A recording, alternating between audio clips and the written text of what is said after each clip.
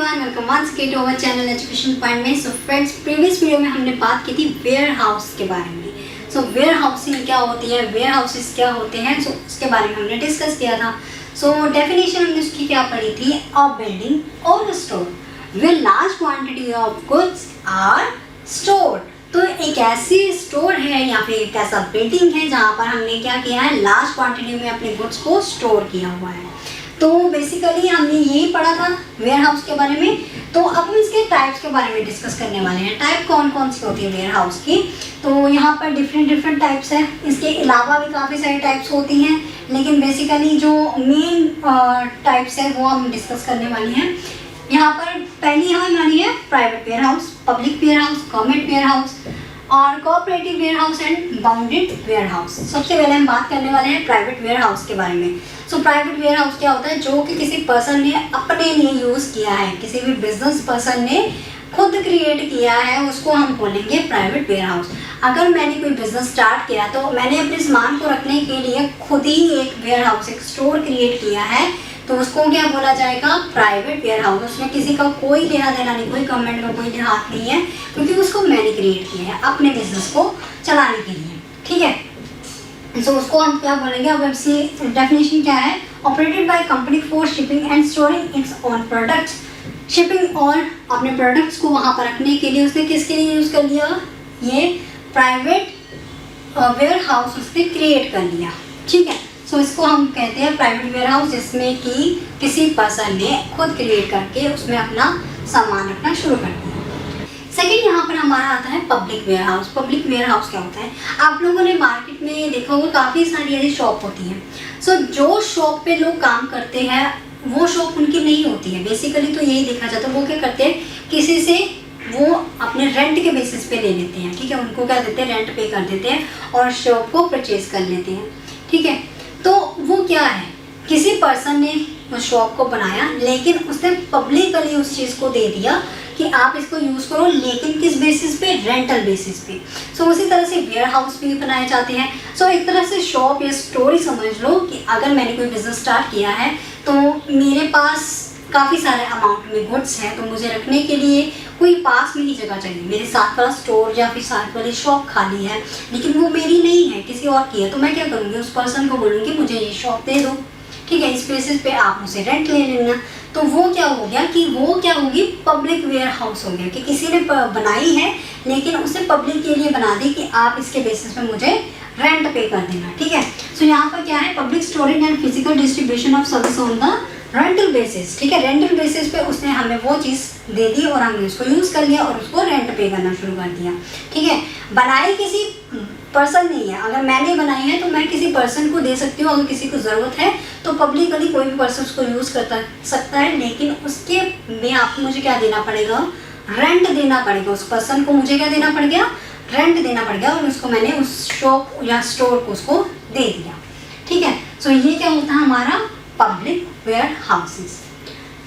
इसी के साथ हमारा है हमारा गवर्नमेंट वेयर हाउसेस। ऑब्वियसली अगर हमने गवर्नमेंट की बात करें तो यहाँ पर सारा कंट्रोल किसका है, गवर्नमेंट का है। गवर्नमेंट ही उसको स्टोर को क्रिएट करेगी और उसी के द्वारा रन की जाएगी। लेकिन जो अब यहाँ पर ऐसे नहीं है कि गवर्नमेंट ने अगर कोई स्टोर क्रिएट किए हैं या वेयर हाउसेस क्रिएट किए हैं तो वहाँ पर वो अपना ही सामान रखेगी, नहीं, वो पब्लिकली भी यूज़ कर सकती है। ठीक है, जो पब्लिक कंपनीज होती हैं वो उस चीज़ को यूज़ कर सकती है और उनको वो क्या दे सकती है, वहाँ पर लाइसेंस दे सकती है। ठीक है, हम यहाँ पर वो क्या कह रहा है, on by centre and state government, local government, local authorities होती है, वो भी इसको ऑन बना सकती है।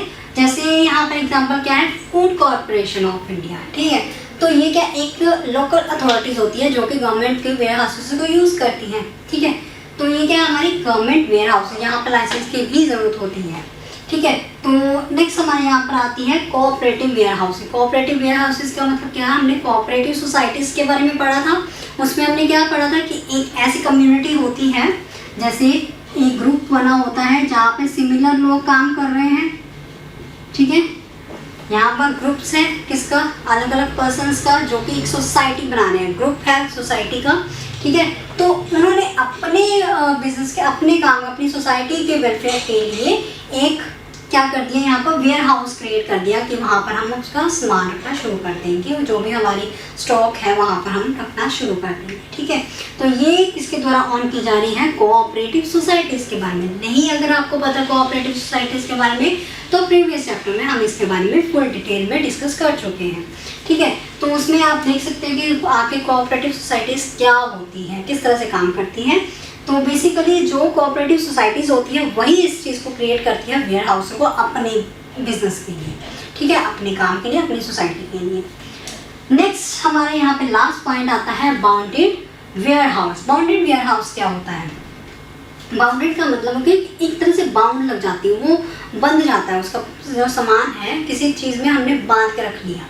ठीक है, वो किस तरह से, license to accept imported goods for storage before payment of custom duty.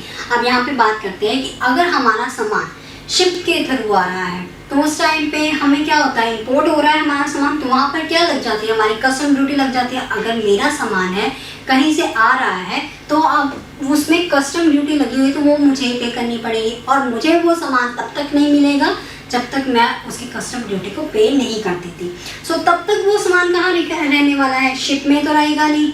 ठीक है, जिस भी वे से आया है, जिस भी ट्रांसपोर्ट के सिस्टम से वो आया है उसमें तो वो सामान रहेगा नहीं, तो वो कहाँ रहेगा, हमारे वेयर हाउस, कौन से वाले, बाउंडेड वेयर हाउस में। जब हम उसकी कस्टम ड्यूटी पे कर देंगे तो उसी के बाद हम वो प्रोडक्ट अपना ले सकते हैं। ठीक है, सो यहाँ पर बात आती है हमारी कस्टम ड्यूटी के बारे में।